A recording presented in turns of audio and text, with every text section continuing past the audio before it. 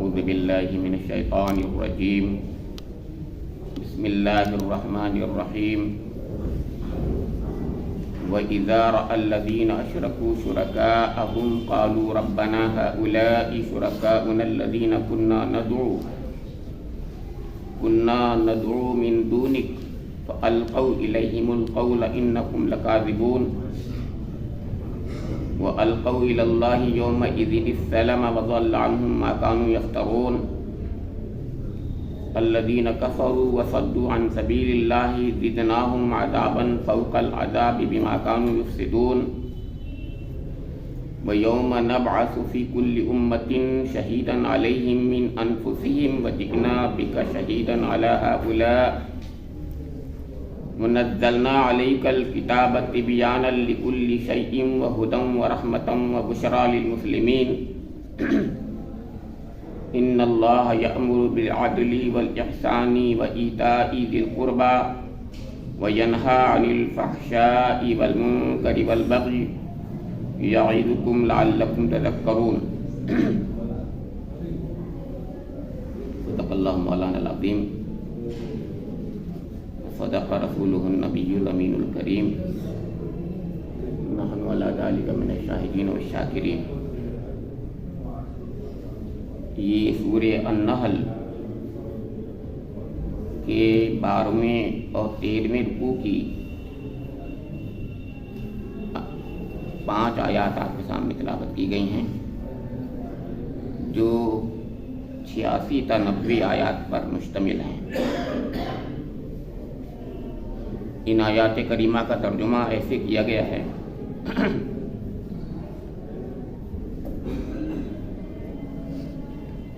اور جب وہ لوگ جنہوں نے دنیا میں شرک کیا تھا اپنے ٹھہرائے ہوئے شریکوں کو دیکھیں گے تو کہیں گے اے پروردگار یہی ہیں ہمارے وہ شریک جنہیں ہم تجھے چھوڑ کر پکارا کرتے تھے.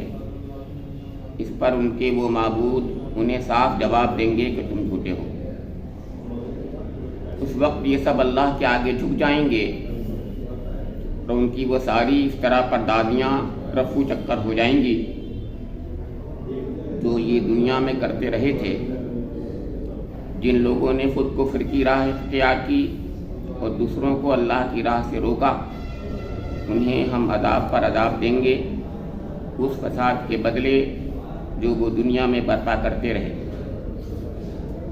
اے نبی صلی اللہ تعالی علیہ وآلہ وسلم انہیں اس دن سے خبردار کر دو جب کہ ہم ہر امت میں خود اسی کے اندر سے ایک گواہ اٹھا کھڑا کریں گے جو اس کے مقابلے میں شہادت دے گا اور ان لوگوں کے مقابلے میں شہادت دینے کے لیے ہم تمہیں لائیں گے.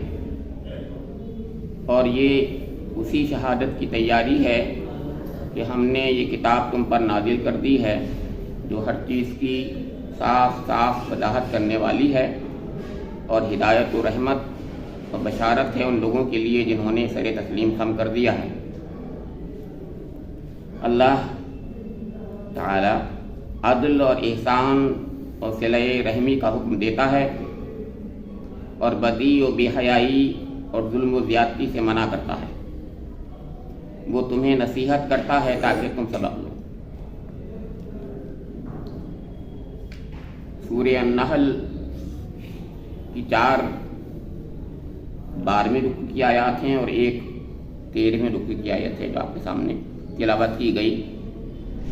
ان میں سے آخری 3 آیات پر مختصر سی تشریح کرنا چاہوں گا اور پہلی 2 آیات کے سلسلے میں صرف یہ عرض کروں گا کہ اس سے پہلے بھی وہ بات آ گئی تھی کہ اس دنیا میں جو اللہ کے سوا دوسروں کو شریک ٹھہرانے والے شریک ٹھہرائے کہتے ہیں اور بڑی اونچی اونچی باتیں کرتے ہیں وہ وہاں پر عاجز و درماندہ ہو جائیں گے اور سرنڈر کر دیں گے اور ان کی کوئی بھی بس نہیں چلے گا. یہ بات درس میں اس سے پہلے بھی آ چکی ہے. آج کی آیات جو آخری 3 آیات ہیں بہت ہی مارکۃ الآراء آیات ہیں اور قرآن کی ہر آیت سے مارکۃ الآراء ہوتی ہے لیکن ان کے بارے میں کہا بھی گیا ہے امت مسلمہ کے جمہور علماء اور جلیل القدر صحابہ آخری آیت کے بارے میں تو کہتے ہیں ان اللہ یامر بالعدل والاحسان، کہ اکیلی ایک آیت جو ہے تبیانا لکل شیء ہے، اور تبیانا لکل شیء اس سے پہلی آیت میں تھا ونزلنا علیک الکتاب تبیانا لکل شیء، وہ تمثیل ہے۔ بہرحال تو یہ عرض کرنا ہے مجھے کہ پہلی آیت یعنی پہلی آیت آج کی ان آیات میں سے جو میں نے پڑھی ہیں جن کی تشریح کرنا چاہ رہا ہوں میں، وہ ہے 88ویں آیت۔ اس کی سنیے کہ الذین کفروا وصدوا عن سبیل اللہ زدناہم عذابا فوق العذاب بما كانوا یفسقون۔ یہ آیت جو ہے یہ اللہ تعالیٰ کے قانون انصاف کا برملا اعلان کرتی ہے۔ یہ بتاتی ہے کہ اللہ کا قانون جو ہے وہ بے لاگ لپیٹ ہوگا اور ہونا ہے، ایسے ہی ہوگا، ایسا ہی ہونا چاہیے، لاجیکل بھی ہے۔ اور دوسری والی آیت جو ہے یہ خبر ہے، اور ایسی خبر جو صرف اللہ تعالیٰ ہی دے سکتا تھا، کوئی اور دے نہیں سکتا۔ اور تیسری والی آیت جو ہے یہ قرآن پاک کی معجزانہ تعبیر ہے کہ قرآن پاک کیا کلام ہے، اس کی تعلیمات کا خلاصہ ہے۔ اور یہ بات جو میں نے کہی ہے صرف ایسے نہیں کہہ دی کہ مبالغہ آمیز باتیں کہہ دی ہوں، کچھ فہمی میں کہہ دی ہوں، بلکہ ابھی آپ کے سامنے چند کلمات میں عرض بھی کروں گا۔ تو پہلی آیت میں جو بات فرمائی گئی ہے الذین کفروا وصدوا عن سبیل اللہ زدناہم عذابا فوق العذاب بما كانوا یفسقون۔ جن لوگوں نے اس دنیا میں رہ کر کے انکار کا رویہ اختیار کیا، الذین کفروا وصدوا عن سبیل اللہ، نہ صرف یہ کہ خود انکار کا رویہ اختیار کیا بلکہ حق کی راہ سے لوگوں کو روکا۔ وصدوا عن سبیل اللہ زدناہم عذابا فوق العذاب بما كانوا یفسقون۔ تو ان کے لیے اے انسان تیرا کیا فیصلہ ہے، میں آپ پاس کر رہا ہوں، مطلب ہر ایک سے کسی سے پوچھا جائے، حکم بنا کر پوچھا جائے تو بتا کیا فیصلہ ہے۔ یعنی حق کا انکار کرنے والا اس کو سزا ملنی چاہیے کہ نہیں، اور حق کا انکار کرنے کے ساتھ ساتھ حق پر چلنے والوں کو بھی نہ چلنے دینے والا، کیا اگر تم یہ ایسے کریں حق پہ چلے تو تمہیں میں مطلب اس میں دھمکی دے دوں، تو سوچئے اس کو سزا سے زیادہ سزا ملنی چاہیے کہ نہیں ملنی چاہیے۔ اللہ تعالیٰ نے اس قانون کا انصاف ہوگا، انسانی فطرت کی آواز بھی یہی ہے، ایسا ہی ہونا چاہیے، ویسا ہی وہاں ہونے والا ہے۔ ایک بات دوسری، یہ یہاں پر جو فرمایا گیا ہے بس اس پہ اشارہ کروں گا کہ زدناہم عذابا فوق العذاب، کہ اللہ تعالیٰ عذاب پر عذاب دے گا، زدناہم بڑھا دے گا، ہم بڑھا دیں گے ان کا عذاب عذابا فوق العذاب، یعنی عذاب پر عذاب۔ کیوں؟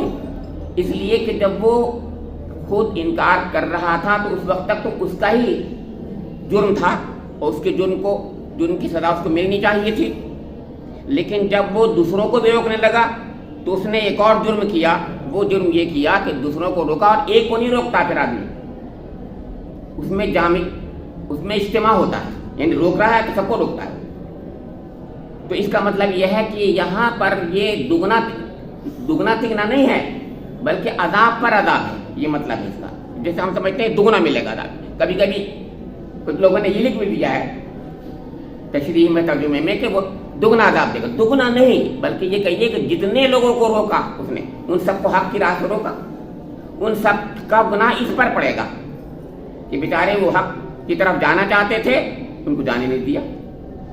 تو ایک گناہ نہیں کر رہا ہے، وہ کتنے گناہ کر رہا ہے، اس کا انصاف صرف اوپر والے ہی کرے گا، ہم آپ نہیں کر سکتے۔ پھر ایک بات اور بتا دوں کہ یہ اس نے یعنی جو کہ ایک نیکی کرتا ہے وہ نیکی پرپیچویٹ کرتی ہے، اور ایسی جو بدی کرتا ہے وہ بدی بھی پرپیچویٹ کرتی ہے، یعنی آگے بڑھتی ہے۔ مجھے دیکھ کر لوگ جو ہیں میری برائی کو دیکھ کر نعوذ باللہ برائی کرنے کی طرف مائل ہوتے ہیں، میری اچھائی کو دیکھ کر لوگ اچھائی کی طرف مائل ہوتے ہیں، ایک نمازی کو دیکھ کر نماز پڑھنے کی طرف لوگ مائل ہوتے ہیں۔ وہ خاموش تبلیغ کرتا ہوتا ہے، کچھ بھی نہ کہے جب بھی خاموش تبلیغ کرتا ہوتا ہے. یہ ہے وہ بات جو بہت بنیادی ہے. لہذا روکنے والا جو ہے وہ حق کی راہ سے جب روک رہا ہے تو وہ خاموش طریقے سے وہ بدی کی طرف مائل ہے، روک رہا ہے، اور وہ زبان سے بھی روک رہا ہے. یہ اس کو ایک بات اور اس میں کہی گئی اللہ تعالیٰ نے کہ بما کانوا یفسدون، یہی چیز فساد ہے، یا یوں کہیے دنیا میں یہی فساد کی جڑ ہے. اگر قرآن پاک کی روح سے فساد کی تعبیر پوچھی جائے اور تشریح کی جائے تو فساد اس کو کہتے ہیں، حق کی راہ کو روکنا فساد ہے، اور کچھ نہیں ہے فساد قرآن کی روح سے. حق کی راہ سے روکنے والا فسادی اور حق کی راہ سے روکنا فساد ہے. یہ ہے بنیادی بات جو قرآن بتاتا ہے. اب اس کی بات اگلی آیت لیجیے. وَيَوْمَ نَبْعَثُ فِي كُلِّ أُمَّةٍ شَهِيدًا عَلَيْهِمْ مِنْ أَنفُسِهِمْ وَجِئْنَا بِكَ شَهِيدًا عَلَى هَؤُلَاءِ وَنَزَّلْنَا عَلَيْكَ الْكِتَابَ تِبْيَانًا لِكُلِّ شَيْءٍ وَهُدًى وَرَحْمَةً وَبُشْرَىٰ لِلْمُسْلِمِينَ. بہت ہی مارکت العرا آیت اگلی والی آیت ہے. یہ اس سے زیادہ اونچے لیول کی ہے، اور اگلی والی اس سے زیادہ اونچے لیول کی ہے. ایک تدریج ہے، میں یہ عرض کرنا چاہ رہا تھا یہاں پر ایک تدریج ہے. قرآن پاک کیا ہے اس سے اندازہ لگائیے آپ. تو اب سوچیے فرمایا جا رہا اب یہاں حضور کا مقام ہے، حضور کو تسلی بھی دی جا رہی ہے. حضور کا کیا مقام ہے اللہ رب کریم کے نزدیک یہ بھی بتایا جا رہا ہے، اور حضور کا جو منصب ہے، جو فرض منصبی ہے وہ بھی بتایا جا رہا ہے. یعنی بندوں کے ساتھ اللہ کا معاملہ یہ بھی تو ہوتا ہے نا کہ وہ بہت خاموشی سے بڑے پیار سے اس کی ذمہ داری بتاتا ہے، اور اس کا دوسروں کو اس کا مقام بھی بتاتا ہے. تو حضور کا مقام تو دوسروں کو بتا رہا ہے کہ حضور نبی اکرم کو لطیف انداز میں بتا رہا ہے کہ نبی اکرم آپ کی ذمہ داری ہے. اور حضور نے اس فرض منصبی کو جس طرح ادا کیا ہے آپ جانتے ہیں. راتوں کو روتے رہے آپ اور دن بھر تبلیغ کرتے رہے. تو فرمایا گیا کہ وہ یوم، اور وہ کیا دن ہوگا. مولانا نے ترجمہ کیا ہے اے نبی انہیں اس دن سے خبردار کر دو. میں نے اس لیے کہا یہ خبر تھی، خبردار کر دو کہ نبعث فی کل امۃ شہیدا علیہم من انفسہم، کہ ایک دن ہم جو ہے کھڑا کریں گے ہر امت میں سے انہی کے لوگوں میں سے، امت کی انہی لوگوں میں سے ایک گواہ، ہر امت میں سے ایک گواہ ہم کھڑا کریں گے. وَجِئْنَا بِكَ شَهِيدًا عَلَىٰ هَؤُلَاءِ، ان سب پر تمہیں آپ کو اے نبی اکرم گواہ بنا کر کھڑا کر دیں گے. معلوم ہوا ذمہ داری حضور کی یاد دلائی جا رہی ہے کہ نبی اکرم آپ کو ہم کھڑا کریں گے ایک دن. تو حضور کتنے گھبرائے ہوں گے، کتنے کانپے ہوں گے اس سے سوچئے. اور ہمارے لیے کتنا بڑا مقام ہے حضور کی عزت کا، عظمت کا، کہ اللہ تعالیٰ نے وہ مقام حضور کو دیا ہے. اور یہ بات بتا دوں اتنا نہیں ہے بلکہ بات یہ ہے کہ تمام ہی نبیوں پر، تمام نبیوں کی امت پر حضور کو کھڑا کیا جائے، کیونکہ حضور سب سے بعد میں ہیں. وہ سب کے سب انکار کر دیں گے. عیسائی اپنے نبی عیسیٰ علیہ السلام کی تبلیغ کا انکار کر دیں گے. یہودی اپنے نبی حضرت موسیٰ علیہ السلام کا انکار کر دیں گے. اور ہر امت اپنے نبی کا انکار کر دیں گے. ہم تباہ، کیونکہ ان کو بچنا ہوگا، بچنا چاہ رہے ہوں گے وہ لوگ. تو اللہ تعالیٰ فرمائے گا کہ ہے کوئی گواہ؟ حضور نبی اکرم کھڑے ہوں گے کہ ہاں، اور حضور کی امت یعنی ہم کھڑے ہوں گے. اگر ہم حقیقت میں ہم نے اس مقام کو سمجھا تھا، ہمیں بھی یاد رہا ہوگا اگر یہ کلام، تو ہم بھی کھڑے ہو جائیں گے. اسی لیے اس کو یاد رکھنا ہے کہ ہمیں ایک بہت بڑی ذمہ داری ملی ہوئی ہے. ہم ایک دن سب کی طرف سے جب گواہ ہمیں بننا ہے تو ہم کہیں گے، اور ہمارے رسول حضور نبی اکرم فرمائیں گے کہ ہاں بے شک ہے اللہ، یہ رسول تھے، آپ نے اس کلام میں آخری کلام میں بتایا تھا کہ یہ رسول تھے، انہوں نے حق ادا کر دیا تھا تبلیغ کا، اور زیادہ تر اکثریت نے نہیں مانا تھا. آپ نے کلام میں فرمایا تھا اور آپ کا کلام برحق ہے، بالکل بالکل صحیح فرمایا. اللہ تعالیٰ اس شہادت کو، ہماری شہادت کو بھی اور حضور نبی اکرم کی شہادت کو بھی قبول فرمائے. لیکن یہاں پر جو بات فرمائی گئی ہے وہ بھی سنیے کہ اسی مولانا نے ترجمے میں بڑی پیارے انداز سے، لطیف انداز میں کہا یہ اسی شہادت کی تیاری ہے. بریکٹ میں ڈالا ہے، ظاہر ہے اس میں نہیں ہے، آیت کا حصہ نہیں ہے. تو یہ اسی شہادت کی تیاری ہے کہ ہم نے یہ کتاب تم پر نازل کر دی ہے جو ہر چیز کی صاف صاف وضاحت کرنے والی ہے، اور ہدایت ہے اور رحمت ہے اور بشارت ہے ان لوگوں کے لیے جنہوں نے سر تسلیم کام کر دیا. چار باتیں قرآن پاک کے بارے میں بتا دی اللہ تعالیٰ نے. چار بڑے مقامات، بڑی چیزیں بتا دی. چار औसाफ बता दिए कुरान पाक के। पहला वस्फ कुरान पाक का ये बताया कि नज़्ज़लना अलैकल किताबत तिबयानन लिकुल्लि शै, और ये अकेला ही बस इतना बड़ा है कि इस पर हकीकत यह है कि मौलाना शब्बीर उस्मानी रहमतुल्लाह अलैह ने ये कह दिया कि अब एक अलग से एक मुस्तकिल किताब इस पर लिखी जा सकती है, लिखनी चाहिए, मौका नहीं है। और ज़ाहिर तफसीर लिख रहे थे वो, और तफसीर में भी बहुत छोटे छोटे हाशिए लिख रहे थे, कहने कि इसके लिए तो मुस्तकिल एक किताब की ज़रूरत है। और सही बात है, गलत बात नहीं है, और मौलाना उस मकाम पर थे, ऐसी किताबें उन्होंने लिखी भी हैं। तो फरमाया तिबयानन लिकुल्लि शै, यानी हर वो चीज़। देखिए तिबयान बयान को कहते हैं, बयान बयन कर देना को कहते हैं, बयान कर देना खोल देना होता है, वाज़े कर देना होता है। तो चीज़ों को वाज़े कर देने वाली किताब है, हर चीज़ की वजाहत करने वाली। तिबयानन लिकुल्लि शैइन, हर चीज़ की वजाहत। इसका मतलब क्या हुआ? कुछ लोगों ने समझा कि साइंस के उलूम की भी और फलां उलूम में उन्होंने फुन लगी, नहीं, बल्कि अल्लाह ताला ने कुरान पाक जिस मकसद के लिए भेजा है, यानी हिदायत के लिए, या यूं कहिए जिसको इंसान अपने कल्ब से हासिल नहीं कर सकता, उसको सिर्फ अल्लाह ही की ज़रूरत होती है, अल्लाह के कलाम की ज़रूरत होती है, अल्लाह ताला की तरफ से ख़ास करम की ज़रूरत होती है, उस चीज़ की वजाहत अल्लाह ताला ने अपने कलाम में फरमाई है। ज़ाहिर है, वरना किताब इंसाइक्लोपीडिया होती फिर हम नहीं पढ़ते, आप भी नहीं पढ़ते हैं बहुत से लोग, फिर तो कोई नहीं पढ़ता। फिर सभी चीज़ होती है, अल्लाह ताला तो कर सकता था ना कि वो साइंस की किताब भी बना देता इसको, और इकोनॉमिक्स की किताब भी बना देता, हर मजमून की किताब बना देता। ऐसा नहीं किया उसने, क्योंकि फिर असली चीज़ गुम हो जाती, हकीकत गुम हो जाती इसके अंदर, लोग उन्हीं चीज़ों में लगते रहते जिस मकसद के लिए नाजिल हुई थी, वो नहीं रहता मकसद वादे। तो फरमाया कि जिस मकसद के लिए वादे की गई है, वही नाजिल की गई है, उसमें बिल्कुल कामिल और मुकम्मल है, इसमें कोई कमी नहीं है, इसके अंदर बिल्कुल दो टोक है, इसमें इसके अंदर कोई इबहाम नहीं रहता, कोई शक नहीं रह सकता। इंसान जो है ये नहीं कह सकता कि ये बात ज़रा रह गई, साहब ज़रा कम ही रह गई, नऊज़ुबिल्लाह। फिर दूसरी बात फरमाई हिदायत है, तीसरी बात फरमाई गई रहमत है, चौथी बात फरमाई गई बुशरा है, बशारत है। और किसके लिए है? खास तौर से लिल मुस्लिमीन, यानी वैसे तो ये सबके लिए है, इसमें दो राय नहीं, ये सबके लिए तिबयानन लिकुल्लि शै है, ज़ाहिर है सबके लिए होगी, वजाहत सबको करेगी। मैं सुनूंगा तो मुझे वजाहत कर रही होगी, आप सुनेंगे तो आपको करेगी, कोई भी सुने वजाहत तो कर ही रही होगी। पहली चीज हिदायत सबके लिए, हुदल लिन्नास भी है, लेकिन हुदल लिल मुत्तकीन है। रहमत अल्लाह ताला की तरफ से है, ये अल्लाह ताला की रहमत का तकादा था, इसलिए कुरान पाक नाजिल हुआ तमाम इंसानों के लिए, इसलिए लैलतुल क़द्र में नाजिल किया गया, ये बात भी सही है। लेकिन खास तौर से रहमत किसके लिए है? मुसलमानों के लिए है, इसमें भी दो राय नहीं। और चौथी बात जो है ये बशारत है जन्नतों की, अल्लाह की रिदा की, अल्लाह के साथ खास इनाम की, वो मुसलमानों के लिए है। यानी मुसलमान से मतलब ये नहीं है मैं और आप मुसलमान ना, कभी मुसलमान मतलब ये नहीं होता कि एक खास कौम का नाम हो, बल्कि वो जो सरेंडर कर रहे हैं, अल्लाह के आगे झुक गए हैं, जिन्होंने हकीकत में अपने रब को रब मान लिया है, सरे तस्लीम खम कर दिया है, जो सबमिशन टू गॉड हैं, जिन्होंने मान लिया, जिन्होंने रब को मानकर रब की मान ली। मैं बार बार ये कहता हूँ, मैं नहीं कहता हूँ बल्कि हमारे डॉक्टर शब्बीर साहब की कलमात में मैं दोहरा देता हूँ, रब को मानकर रब की मान ली।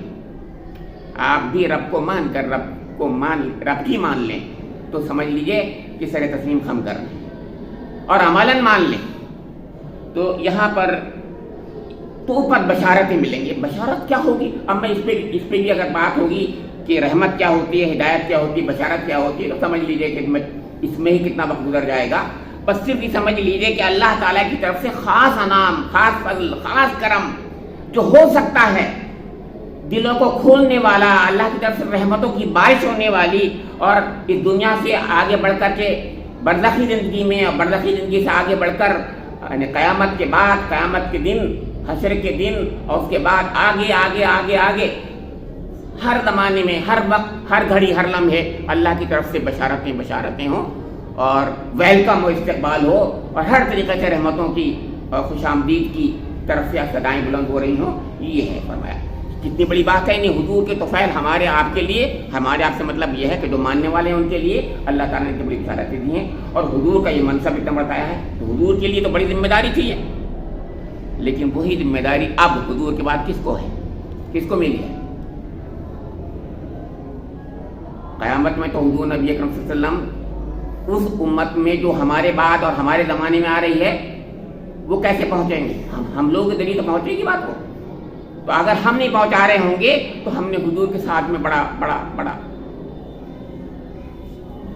خیانت کی، ناانصافی کی، وعدہ بے وفائی کی حضور کے ساتھ میں. اور اللہ تعالیٰ نے بھی ہم سے کہا تھا کنتم خیر امۃ اخرجت للناس تأمرون بالمعروف وتنہون عن المنکر ولتکن منکم امۃ یدعون الی الخیر.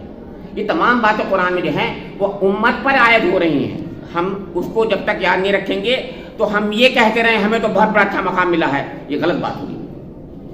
ان کو ملا ہے ضرور جو عمل کریں گے، اور جو عمل نہیں کریں گے ظاہر ہے وہ ان کے لیے وہ پہلی آیت تھی جس کا ذکر ابھی عذاباً فوق العذاب بما كانوا یفسدون. اب اگلی آیت جو تھی وہ یعنی مارکۃ الآراء آیت خلاصہ ہے قرآن پاک کا، تعلیمات کا خلاصہ. 3 اس کے اندر امر ہیں، حکم، اوامر، امر، اور 3 نہیں منہیات ہیں. 3 کرنے والے کام اور 3 رکنے والے کام. تو پہلے 3 وہ کرنے والے جن کا اللہ تعالیٰ حکم دیتا ہے، ان اللہ یأمر بالعدل والاحسان وایتاء ذی القربی. اور ان میں بھی ایک ترتیب ہی ہے، یاد رکھیے. قرآن پاک اسی کو تو کہتے ہیں کہ قرآن پاک جو ہے وہ ہر چیز یعنی اس کے اندر ہر ورڈ اپنی جگہ پر جو جس جگہ پر ہے وہی ہونا چاہیے تھا. ایسی کوئی کتاب نہیں ہے دنیا کے اندر اس کے اندر یہ بے ترتیبی نہ کہیں مل جائے آپ کو. بڑے بڑے بہت خوبصورت لکھنے والے بھی، بہترین لکھنے والے بھی کہیں نہ کہیں ان کی کمی رہ جاتی. وہ خود بعد میں دیکھتے ہیں کہ یہ ورڈ اگر یہاں ہوتا تو زیادہ اچھا تھا.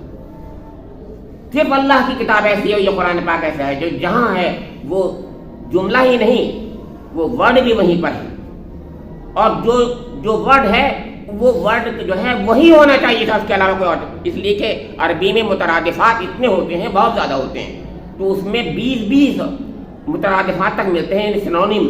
ان میں بہترین سنونیم وہی ملتا ہے قرآن میں. یہاں یہ لوگوں نے بتایا ہے باقاعدہ. یعنی اسی چیز پر تو چیلنج تھا. ارے میں نہیں کہہ رہا ہوں بھائی ایسی تھوڑی کہ خوش فہمی میں بول رہا ہوں میں.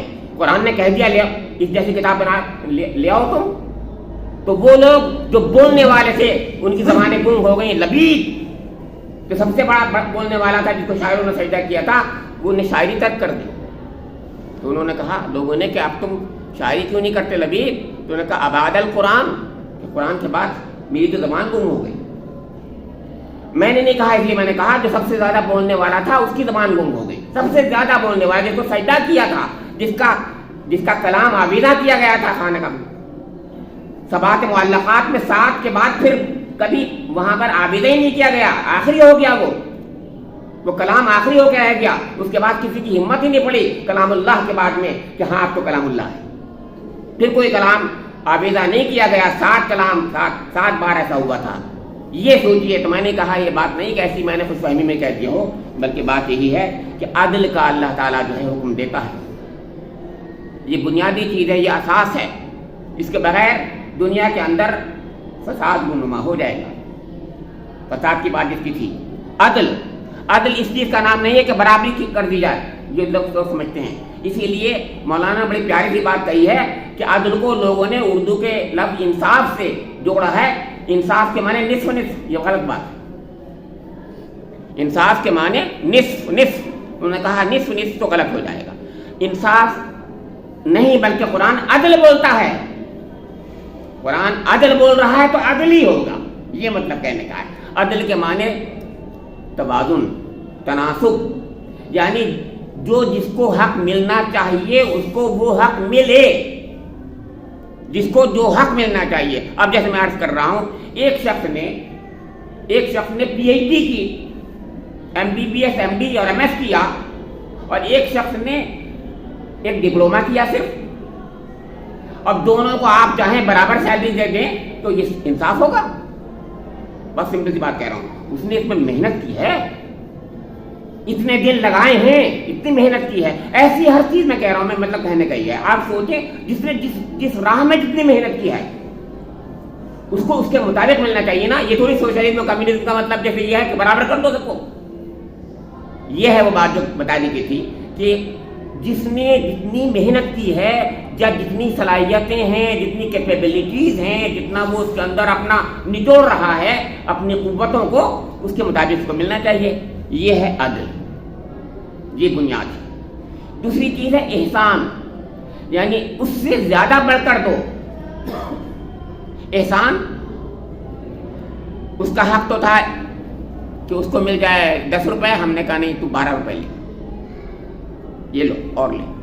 فیاضی، مروت، حسن سلوک، اچھے سے اچھا، اس کو اور زیادہ دے دینا جتنا ہے. اور حسن، ہر عمل میں حسن تو ہم بھی سمجھتے ہیں جمال اور کمال جو ہوتا ہے. تو اگر عدل جو ہے وہ اساس ہے دین کی، تو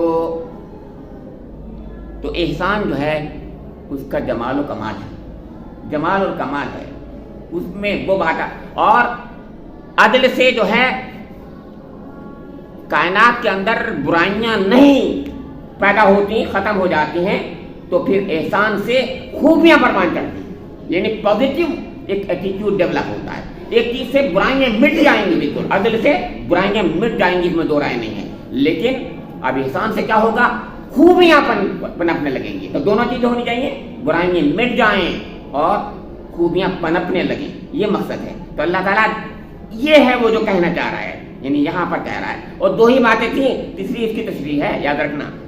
تیسری تشریح کیا ہے؟ وہ ایتاء ذی القربیٰ. تو ایتاء ذی القربیٰ احسان ہی کی ایک شکل ہے.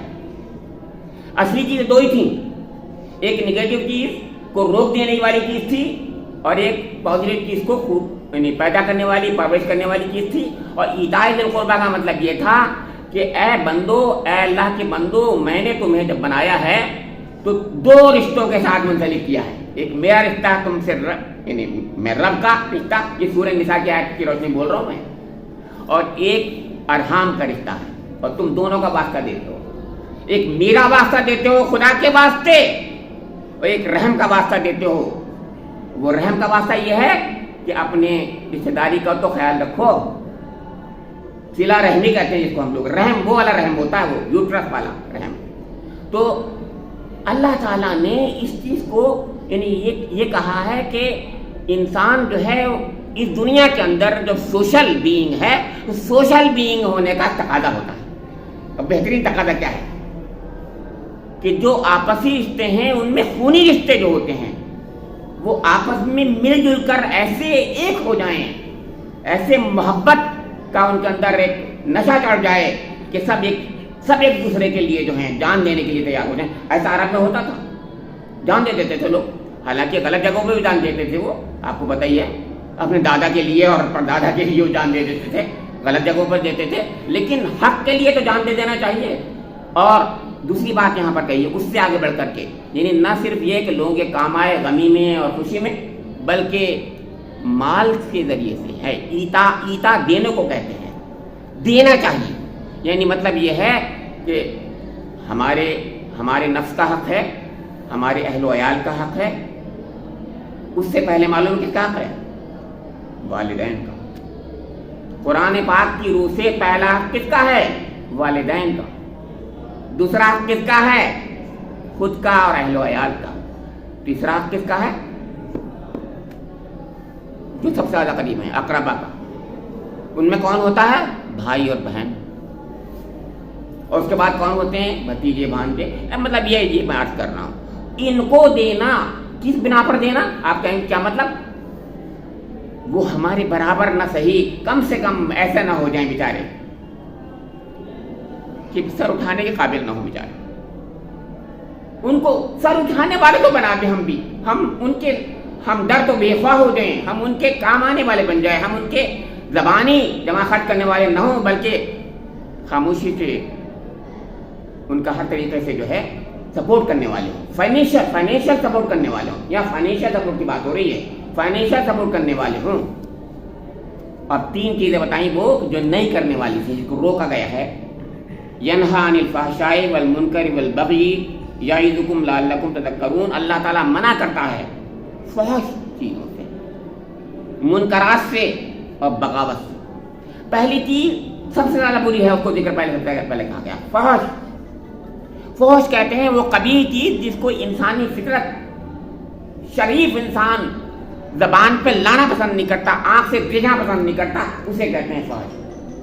کوئی بھی شریف انسان آنکھ سے دیکھنا پسند نہیں کرتا، کان سے سننا پسند نہیں کرتا اور زبان سے بولنا پسند نہیں کرتا، اسے قبیح کہتے ہیں۔ اور اللہ کے رسول نے اور اللہ کے دین نے اس کو اور زیادہ بڑھا دیا۔ آپ پہنچیں گے بھی نہیں وہاں تک، ہاں ہم لوگ آپ تک۔ فحش صرف زنا ہی نہیں ہوتی، فحش صرف ننگا پانی نہیں ہوتا، فحش بخل بھی ہوتا ہے،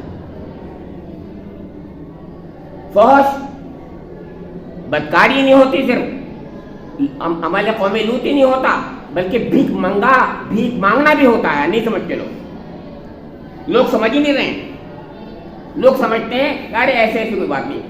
بھیک مانگنا فحاشی ہے اسلام کی نظر میں، بخل کنجوسی اسلام کی نظر میں فحاشی ہے، یعنی بہت قبیح فعل ہے، قبیح فعل ہے۔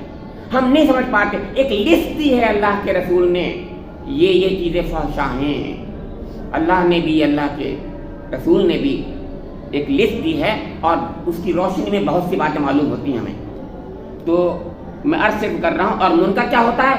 وہ جو انسان کی فطرت جس سے ابا کرتی ہے، فطرت اچھا نہیں لگتا، جس کو دنیا کی شریف قومیں ہر زمانے میں برا سمجھتی رہی ہیں، اس کو کہا جاتا ہے منکر۔